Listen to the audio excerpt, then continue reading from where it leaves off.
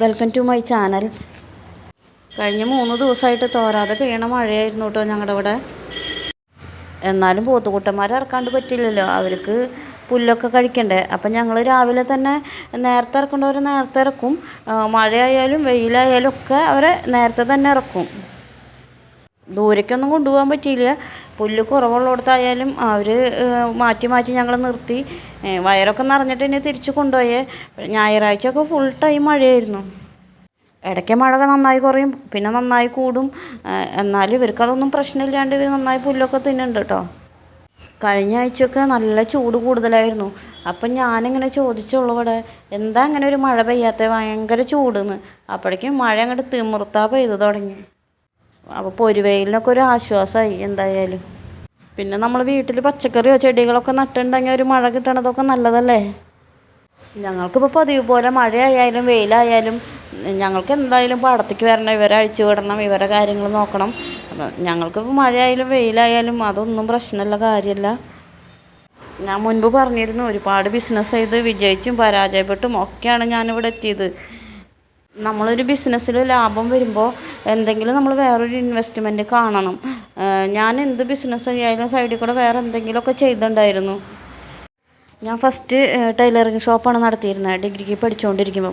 അപ്പോൾ ഞാൻ ഫസ്റ്റ് തന്നെ 10 ടൈലറിങ് മെഷീൻ മേടിച്ചു, എംബ്രോയ്ഡറി മെഷീൻ മേടിച്ചു, ഇൻ്റർലോക്ക് മെഷീൻ മേടിച്ചു. അപ്പോൾ എല്ലാവരും എന്നോട് ചോദിച്ചു, ഇതെന്തിനാ 10 മെഷീൻ, 10 പെണ്ണുങ്ങൾക്കുള്ള പണി ഉണ്ടാവുമോ?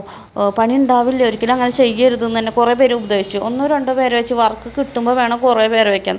ഞാൻ അങ്ങനെയല്ല ചെയ്തത്. ഫസ്റ്റ് തന്നെ 10 സ്റ്റാഫിനെയാണ് വെച്ചത്. അപ്പം എനിക്ക് അവർക്ക് നിർബന്ധമായി ശമ്പളം കൊടുക്കേണ്ട ഒരു ഉത്തരവാദിത്തമായി. അപ്പം ഞാൻ എന്താ ചെയ്തതെന്ന് വെച്ചാൽ എല്ലാ കടകളിലും കയറി ഇറങ്ങി ഓർഡർ പിടിച്ചു തുടങ്ങി. മാക്സികൾ അടിച്ച് കൊടുക്കാമെന്ന് പറഞ്ഞിട്ട് ആ സമയത്ത് എല്ലാ തുണിക്കടകളിലും കയറി ഞാൻ ഓർഡർ എടുത്തു തുടങ്ങി. ഞാൻ ചെന്ന് ഭൂരിഭാഗം പേരും എനിക്ക് ഓർഡർ തന്നു. ഒരുവിധം കടകളൊക്കെ തൃശ്ശൂരിൽ നിന്ന് ഞാൻ ചേലക്കര വരെ പോയിട്ടുണ്ട്. അപ്പോൾ പഴയന്നൂർ, ഓട്ടുപാറ ഭാഗത്ത് എല്ലാ കടകളും എന്നെ സപ്പോർട്ട് ചെയ്തിട്ടുണ്ട്. അങ്ങനെ ഞാൻ 2 വീലറും തന്നെ ഇത് കൊണ്ടുപോയി കൊടുക്കും. അങ്ങനെ പേയ്മെൻറ്റ് മേടിക്കും. കുറച്ച് നാൾ കഴിഞ്ഞപ്പോൾ എനിക്ക് കുറേ ഇപ്പോൾ വേറൊരു പയ്യനെ അങ്ങനെ സ്റ്റാഫായിട്ട് വെച്ചു.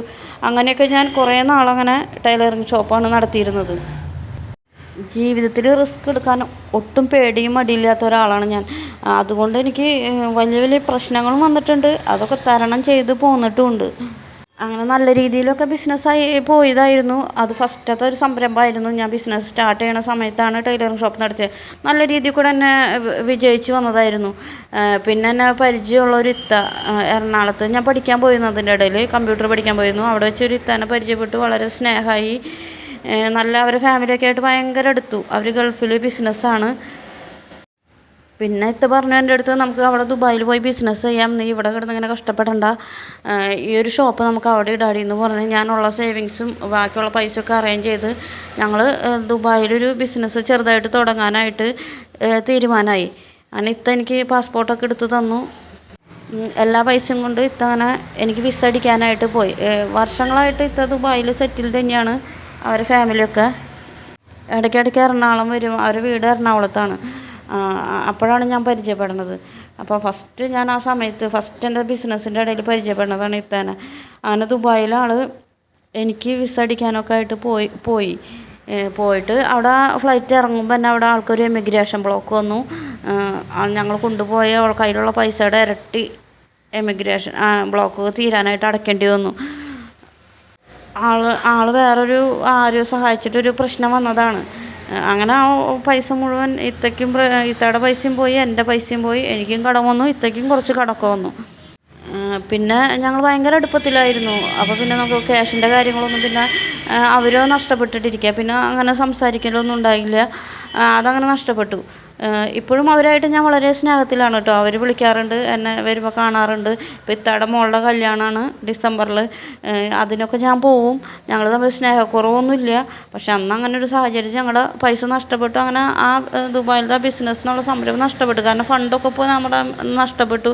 പിന്നെ അങ്ങനെ ഒരു ടെൻഷനായി. പിന്നെ ആ മോഹം അങ്ങനെ ഉപേക്ഷിച്ചു.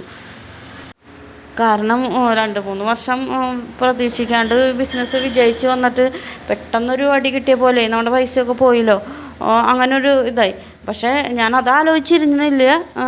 ഇത്ര ദിവസം വിളിക്കലും അങ്ങനെ ഞങ്ങൾ കാര്യങ്ങളൊക്കെ പിന്നെ എന്തെങ്കിലും ചെയ്യാമെന്നൊക്കെ തീരുമാനിച്ച് പിന്നെ അതങ്ങനെ വേറെ ബിസിനസ്സിലേക്കൊന്നും എത്തിയില്ല. ഞാൻ ഒറ്റയ്ക്ക് തന്നെ തൃശ്ശൂർ വേറൊരു ഓർണമെൻറ്റ്സ് ബിസിനസ് പിന്നെ സ്റ്റാർട്ട് ചെയ്തു. അപ്പോൾ മറ്റേ ബിസിനസ്സിൽ നിന്നുണ്ടായതൊക്കെ നമ്മൾ നഷ്ടപ്പെട്ടു. ആ സമയത്ത് പിന്നെ വേറൊരു ബിസിനസ്സാണ് പിന്നെ ഞാൻ സ്റ്റാർട്ട് ചെയ്തത്. പിന്നെ ഞാൻ 10-60 സ്റ്റാഫുകളെയാണ് പിന്നെ എൻ്റെ കീഴിലുണ്ടായിരുന്നത്. കാരണം നെന്മാറ ഭാഗത്ത് 10-40 സ്ത്രീകളുണ്ടായിരുന്നു, വീടിൻ്റെ അവിടെ 10-20 സ്ത്രീകളുണ്ടായിരുന്നു. അങ്ങനെ വെച്ചിട്ട് ഞാൻ ഒരു ഓർണമെൻറ്റ്സ് ബിസിനസ് തുടങ്ങി. അതും നല്ല രീതിയിലൊക്കെ വിജയിച്ച് വന്നു. ആ സമയത്താണ് ഞാൻ പോത്തുകളെ ഒരു 10 പോത്തുകൾ വാങ്ങണം. ഓർണമെൻറ്റ്സ് ബിസിനസ് ചെയ്തുകൊണ്ടിരിക്കുമ്പോഴാണ് ഞാൻ 10 പോത്തുകളെ മേടിച്ചത്. കാരണം എനിക്ക് എന്തെങ്കിലും ഒരു നഷ്ടം വന്നു കഴിഞ്ഞാൽ പെട്ടെന്ന് എന്തെങ്കിലും പൈസ വേണമെന്ന് വിചാരിച്ചിട്ടാണ് ഒരു 10 എണ്ണം വാങ്ങിച്ചൊരു സുഹൃത്തിൻ്റെ അമ്മേനെ ഏൽപ്പിക്കണത്. അത് നല്ല രീതിയിലൊക്കെ പോയിക്കൊണ്ടിരിക്കുന്നുണ്ടായിരുന്നു. പിന്നെ കുറച്ച് സേവിങ്സൊക്കെ വേറൊരു കൂട്ടുകാരി കാരണം നഷ്ടപ്പെട്ടു. പിന്നെ അങ്ങനെ അതാ പറഞ്ഞത്, നമ്മൾ നല്ല രീതിയിൽ കൂടെ ഇനി എല്ലാ ബിസിനസ്സും പോയാൽ പിന്നെ അതിൽ നിന്ന് നഷ്ടപ്പെടും. പിന്നെ അതിൽ നിന്ന് വീണ്ടും വേറെ എന്തെങ്കിലും ചെയ്യും. അങ്ങനെയൊക്കെ നമ്മൾ കരകയറി പോകുന്നത്. ഓർണമെൻറ്റ്സ് ബിസിനസ് തൊട്ട് ശരിക്കും ഉറക്കമില്ലാണ്ടായി. നമ്മൾ രാത്രിയൊക്കെ ഇരുന്ന് ഇവർ കൊണ്ടുവന്ന വർക്കൊക്കെ ഫിനിഷ് ചെയ്ത് കഴിയുമ്പോൾ ചിലപ്പോൾ രാത്രി ഇരുന്ന് ഞാൻ വർക്ക് ചെയ്ത് കഴിഞ്ഞാൽ പിറ്റേ ദിവസം കടയിലേക്ക് കൊടുക്കേണ്ടതായിരിക്കും. പക്ഷേ പെട്ടെന്ന് നോക്കുമ്പോൾ സൂര്യൻ ഉദിച്ചിട്ടുണ്ടാവും. അങ്ങനെയൊക്കെ കഷ്ടപ്പെട്ടിട്ടാണ് ഞാൻ ഓർണമെൻറ്റ്സ് ബിസിനസ് കുറേ കാലം കൊണ്ട് നടന്നത്. അപ്പോൾ നമ്മുടെ ഇങ്ങനെ കുറേ പോത്തിനൊക്കെ കാണുമ്പോൾ ആൾക്കാർ വിചാരിക്കും കാണുന്നത് ഇത് മാത്രമേ ഉള്ളൂ. അതിൻ്റെ പിന്നിൽ അതാണ് ഒരുപാട് അധ്വാനം, ഒരുപാട് വർഷത്തെ പ്രയത്നമൊക്കെ ഉണ്ട്. അവിടെ തൊട്ടേ നമ്മളിങ്ങനെ കുറേ ബിസിനസ് ചെയ്ത് ഹാർഡ് വർക്ക് ചെയ്ത് പോന്നിട്ടാണ് പതുക്കെയാണ് ഇവിടെ എത്തിയത്. അല്ലാണ്ട് വിജയത്തിനൊരു കുറുക്ക് വഴി ഇല്ല കേട്ടോ.